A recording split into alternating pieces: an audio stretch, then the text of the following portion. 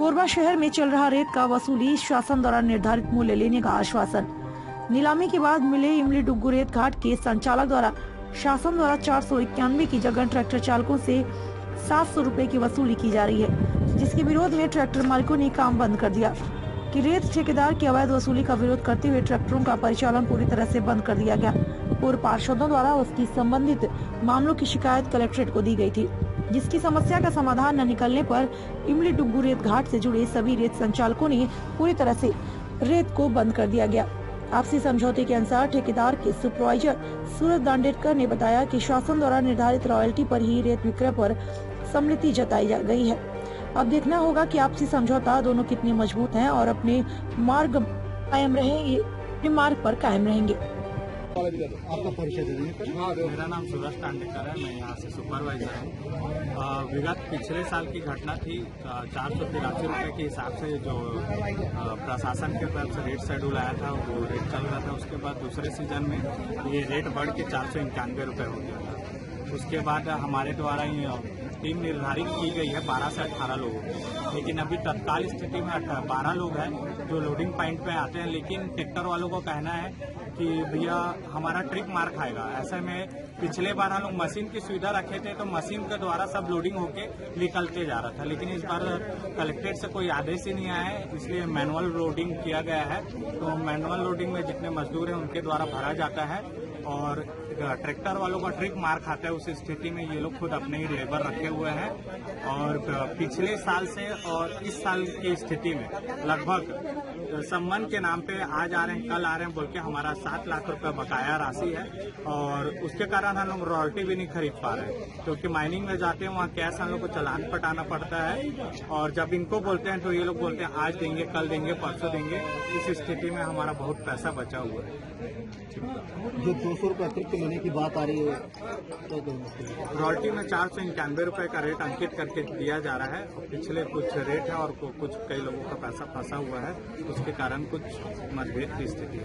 अभी अंतिम निर्णय क्या निकला आप लोगों का? किस बात में सहमति जमी है आप लोग? सहमति ये है कि मैं 491 रुपए का जो रेट है नया रेट मैं उसमें 491 रुपए सिक्का जो चिल्हर के रूप में मेरे को देंगे, मैं उसमें 491 रुपए का रसीद काट के इनको दूंगा और साथ में लेकिन जो हमारा बकाया राशि है मैं 2 दिन घाट बंद रखने के बाद जो मेरा बकाया राशि है उनको मैं क्लियर करके ही कैश टू कैश करके इनको ट्रैक्टर पर अंदर देंगे। लोडिंग की क्या स्थिति रहेगी? हम लोडिंग आप करेंगे कि ट्रैक्टर वाले खुद करेंगे? मेरे पास टीम निर्धारित है, निर्धारित टीम करेंगे, लेकिन इनका कहना है कई लोगों का जो मेरे से बीच में चर्चा किए थे कि भैया अगर आप लोग ऐसा लोडिंग करके दोगे तो ऐसे में हमको नुकसान होगा, हमारा ट्रिप नहीं पड़ पाएगा। और मेरा कहना है कि अगर मैं हर 200 गाड़ी और हर 200 गाड़ी के पीछे मैं 3-3 आदमी अगर निर्धारित करता हूं तो मेरे को बहुत ज्यादा ही नुकसान होने का है। इससे पहले भी लोडिंग की व्यवस्था जब हमारे द्वारा की गई थी तो मशीन लोडिंग थी, मशीन द्वारा ट्रैक्टरों को लोडिंग करके दिया जाता था।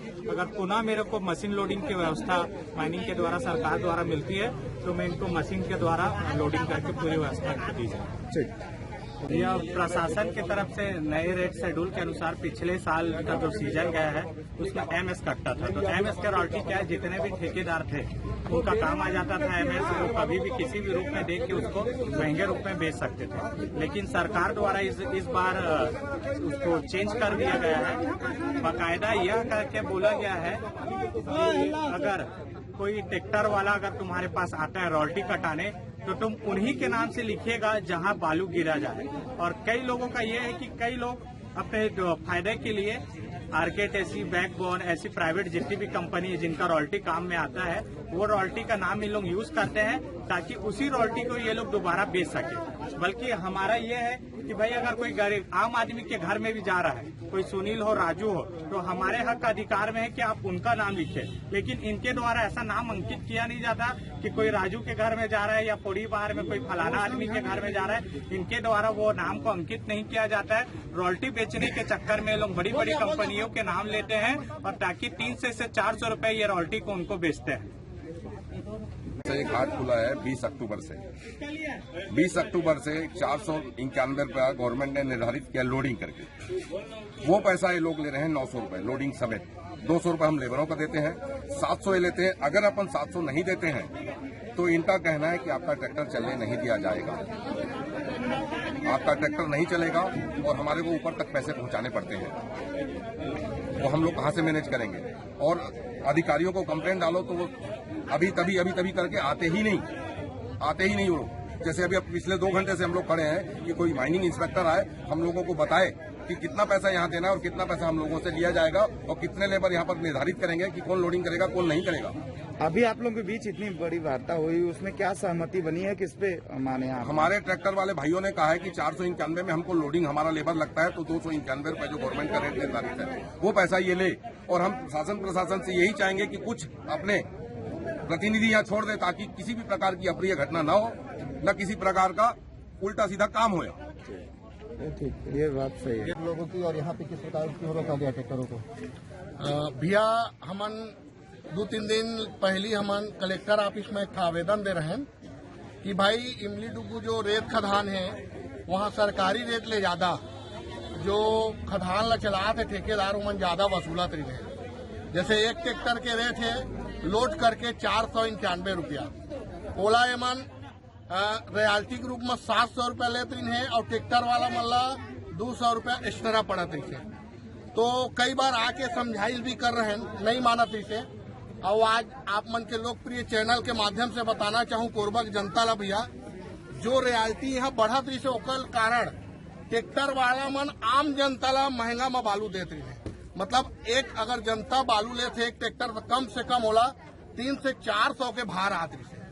और आज हम 4-5 पार्षद वार्ड नंबर 8 के, वार्ड नंबर 10 के, 7 के, 3 नंबर वार्ड के और आप मन के 9 नंबर वार्ड के सब पार्षद आए हैं। और एक हमन आवेदन के हिसाब से नियमता ठेकेदार के आदमी समझाए हैं, वो मान गए हैं कि 491 रुपया में मैं रॉयल्टी काट के बालू दूं। और मोर जो पुराना बिल है वो बकाया बिल है, ओला जो ट्रैक्टर वाला मन करा है ओला मोला पैसा ला दे देवा कहा थे। धन्यवाद।